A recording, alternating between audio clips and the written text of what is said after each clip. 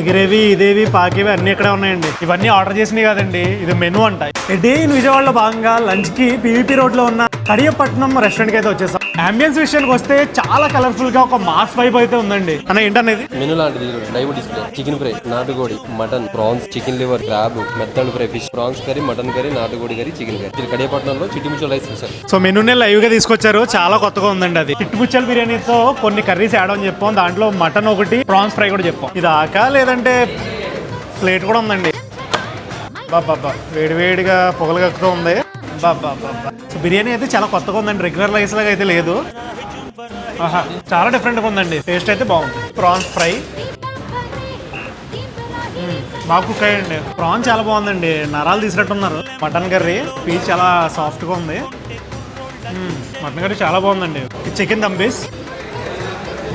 ఇక్కడ కొత్తగా డెజర్ట్ కింద రవ్వ లడ్డు ఇస్తున్నారు. సో నాకైతే అన్ని బిర్యానీలు అండ్ కర్రీస్ కూడా చాలా బాగా నచ్చాయండి. సో మీరు ఒకవేళ విజయవాడ వస్తే తిని ఎలా ఉందో కామెంట్ చేయండి. అండ్ మీ ఊర్లో ఫేమస్ ప్లేస్ ఏంటో కామెంట్ చేయండి, నేను వచ్చి ట్రై చేస్తాను. అండ్ ఇలాంటి మరిన్ని షార్ట్స్ కోసం రాజేష్ ఖన్నా వ్లాగ్స్ ని సబ్స్క్రైబ్ చేసుకోండి.